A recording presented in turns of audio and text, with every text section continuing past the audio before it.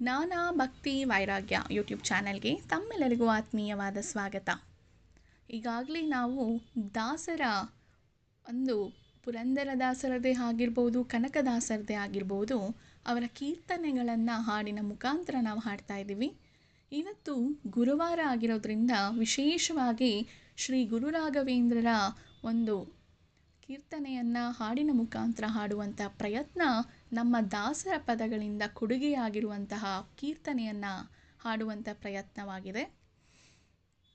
ಎಲ್ಲರಿಗೂ ಗೊತ್ತಿದೆ, ಇದು ಶ್ರೀ ಗುರು ರಾಘವೇಂದ್ರರ ಒಂದು ಮಲಗಿಸುವಂತಹ, ಲಾಲಿ ಆಡುವಂತಹ ಒಂದು ಕೀರ್ತನೆ. ಎಲ್ಲರೂ ಕೂಡ ನಮ್ಮೊಂದಿಗೆ ಹಾಡುವ ಮುಖಾಂತರ ನೀವು ಕೂಡ ಕೈ ಜೋಡಿಸಿ. ತೂಗಿರೆ ರಾಯರ, ತೂಗಿರೆ ಗುರುಗಳ, ತೂಗಿರೆ ಯತಿಕುಲ ತಿಲಕಾರ, ತೂಗಿರೆ ಯೋಗೀಂದ್ರ ಕರಕಮಲ ಪೂಜ್ಯರ, ತೂಗಿರೆ ಗುರು ರಾಘವೇಂದ್ರರ. ಕುಂದನಮಯವಾದ ಚಂದದ ತೊಟ್ಟಿಲೋಳ್ ಆನಂದದಿ ಮಲಗ್ಯಾರೆ, ತೂಗಿರೆ ನಂದನ ಕಂದ ಗೋವಿಂದ ಮುಕುಂದನ ಚಂದಾದಿ ಭಜಿಪರ, ತೂಗಿರೆ ತೂಗಿರೆ ರಾಯರ, ತೂಗಿರೆ ಗುರುಗಳ, ತೂಗಿರೆ ಯತಿಕುಲ ತಿಲಕಾರ, ತೂಗಿರೆ ಯೋಗೇಂದ್ರ ಕರಕಮಲ ಪೂಜ್ಯರ, ತೂಗಿರೆ ಗುರು ರಾಘವೇಂದ್ರರ. ಯೋಗ ನಿದ್ರೆಯನ್ನು ಬೇಗನೆ ಮಾಡುವ ಯೋಗೀಶ ವಂದಿರೆ, ತೂಗಿರೆ ಭೋಗಿ ಶಯನನ ಪಾದ ಮೋದದಿ ಭಜಿಪರ, ಭಾಗವತರನ್ನ ತೂಗಿರೆ ತೂಗಿರೆ ರಾಯರ, ತೂಗಿರೆ ಗುರುಗಳ, ತೂಗಿರೆ ಯತಿಕುಲ ತಿಲಕಾರ, ತೂಗಿರೆ ಯೋಗೀಂದ್ರ ಕರಕಮಲ ಪೂಜ್ಯರ, ತೂಗಿರೆ ಗುರು ರಾಘವೇಂದ್ರರ. ಯೋಗ ನಿದ್ರೆಯನ ಬೇಗನೆ ಮಾಡುವ ಯೋಗೀಶ ವಂದ್ಯರ, ತೂಗಿರೆ ಭೋಗಿ ಶಯನನ ಪಾದ ಮೋದದಿ ಭಜಿಪರ, ಭಾಗವತರನ್ನ ತೂಗಿರೆ. ಅದ್ವೈತ ಮತದ ವಿದ್ವಂಸದ ನಿಜಗುರು ಮಧ್ವ ಮಧೋತ್ತರನ ತೂಗಿರೆ, ಶುದ್ಧ ಸಂಕಲ್ಪದಿ ಬಂದ ನಿಜ ಭಕ್ತರ ಉದ್ಧಾರ, ಮಾಲ್ಪಾರ ತೂಗಿರೆ ತೂಗಿರೆ ತೂಗಿರೆ ರಾಯರ, ತೂಗಿರೆ ಗುರುಗಳ, ತೂಗಿರೆ ಯತಿಕುಲ ತಿಲಕಾರ, ತೂಗಿರೆ ಯೋಗೀಂದ್ರ ಕರಕಮಲ ಪೂಜ್ಯರ, ತೂಗಿರೆ ಗುರು ರಾಘವೇಂದ್ರರ.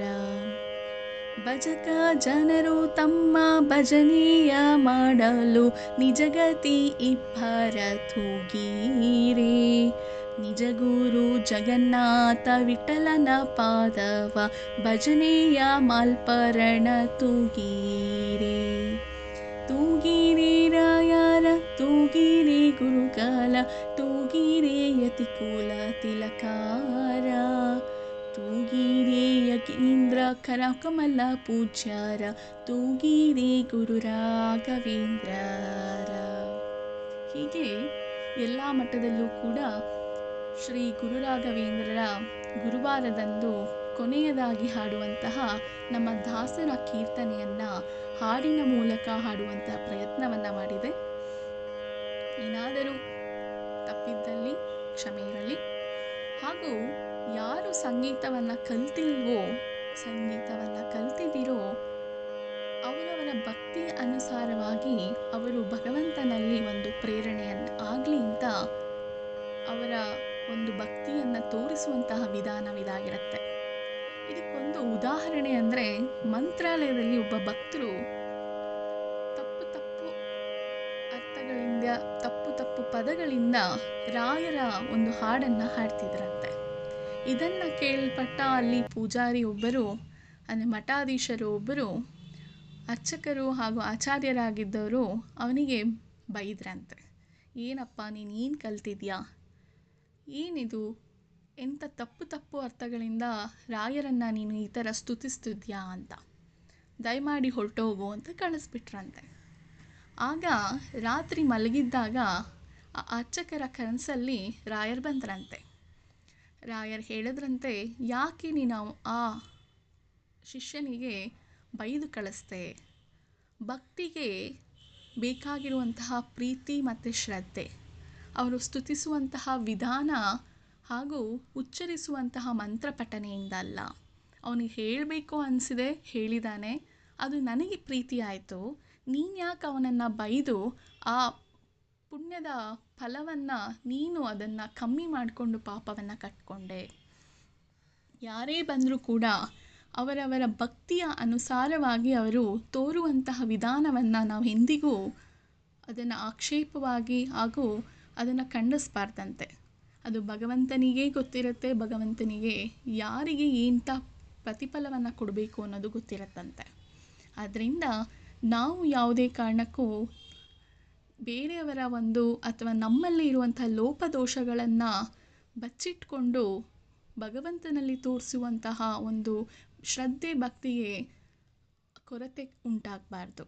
ನಮಗೆ ಗೊತ್ತಿದೆ ಅಂದಾಗ ಸಂಕೋಚವಿಲ್ಲದೆ ಗೊತ್ತಿರುವ ಜ್ಞಾನವನ್ನು 4-6 ಜನರ ಬಳಿ ಹೇಳ್ಕೊಂಡಾಗ, ಅವರಿಗೆ ತಿಳಿದಿರುವಂತಹ ಜ್ಞಾನವನ್ನು ಹೇಳ್ಕೊಂಡಾಗ ನಾವು ಕಲಿಯೋದು ತುಂಬಾ ಇರುತ್ತೆ. ಅದೇ ಜೀವನ ಅಲ್ವಾ? ಕಲಿಯೋದಕ್ಕೆ ನೆವರ್ ಎಂಡಿಂಗ್, ಎಲ್ಲಿಗೂ ಫುಲ್ ಸ್ಟಾಪ್ ಅನ್ನೋದು ಇರೋದೇ ಇಲ್ಲ. ಆದ್ದರಿಂದ ಯಾರೂ ಕೂಡ ಅಸಮಾಧಾನವನ್ನು ವ್ಯಕ್ತಪಡಿಸ್ಕೋಬೇಡಿ.